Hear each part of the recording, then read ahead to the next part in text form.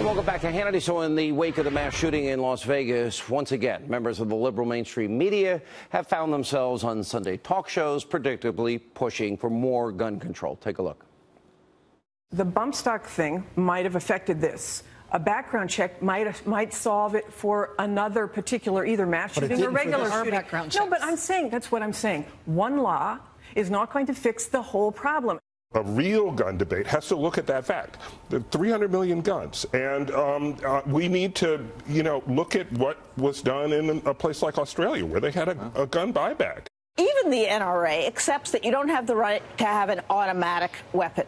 So what then is the constitutional limit that says, but you are absolutely entitled to have a semi-automatic weapon? This is all kind of made-up mumbo-jumbo. Even though this is a win that everybody agrees is something that should be done, there's some people that are concerned about what that means for the next thing down the line. Would you then go to semi-automatics? Would you then get the background check legislation that Democrats have wanted for a long time?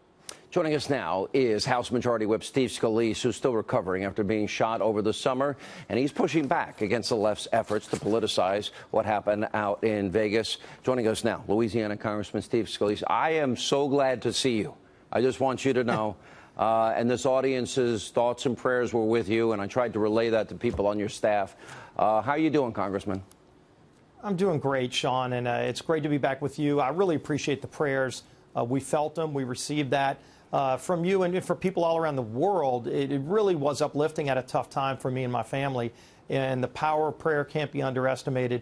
As I said on the House floor, I'm a living example that miracles really do happen because I saw real miracles happen out on that ball field and even after that. So I'm lucky to be alive, and it's just really good to be with you. I remember getting an early report like a day, 2 days after, and that you had a massive number of blood transfusions, and it was very touch and go. Have doctors told you how close you were to maybe not recovering from this? They did. Probably about a month after, when I was through all the surgeries, I asked my main trauma surgeon, Dr. Sava, I said, can you walk through with me what really happened, especially in those first few days when I was unconscious? I didn't come to until about the fourth day after I went to the hospital because of all the surgeries. And he said that first day especially, there were at least 2 times where it could have gone the other way. And, you look at just getting to the hospital alive. My colleague from Ohio, Brad Wenstrup, if he's not there, a doctor, an Army Ranger who actually served combat and helped get people to the hospital from the battlefield, he applied a tourniquet that slowed the bleeding down, and I would have bled out if I didn't have that tourniquet applied, and I wouldn't have even made it to the hospital. So, what is your recollection of the shooting? I remember hearing the first shot, but you're not thinking, we're playing baseball, and you're not thinking there's a gunman shooting. We're out on a ball field. I looked and I saw a tractor where the noise was coming from, and I figured maybe the tractor backfired, and then all of a sudden you heard a few more shots, and by that point I got hit and went down, and was hearing a lot of gunfire back and forth.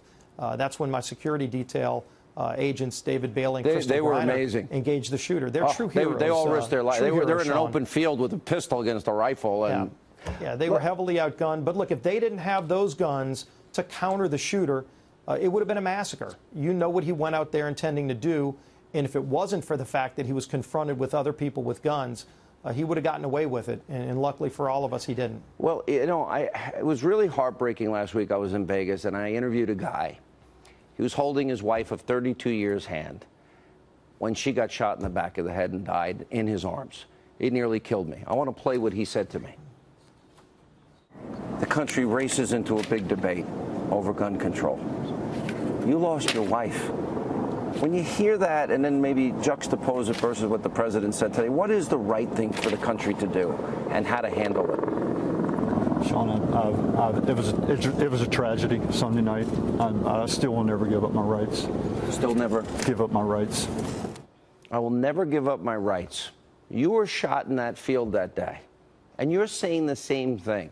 Dianne Feinstein said this weekend, I don't think there's any set of laws that could have prevented what happened in Vegas.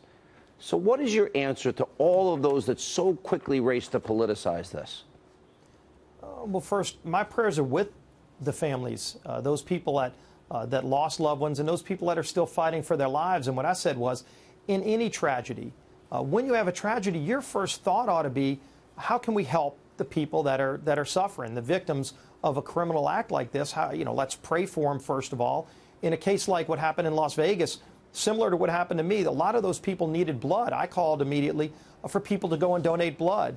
And yet, unfortunately, you got some people, their first thought when they hear what happened is to go and hold a press conference and call for more gun control when they don't even know the facts. And frankly, the things that they're offering would have done nothing to stop that shooting. And so why don't we, at least in those moments, our full thoughts ought to be with those victims and praying for them, because I felt the prayers. Those prayers helped me, and I would imagine a lot of those families are looking for those prayers right now.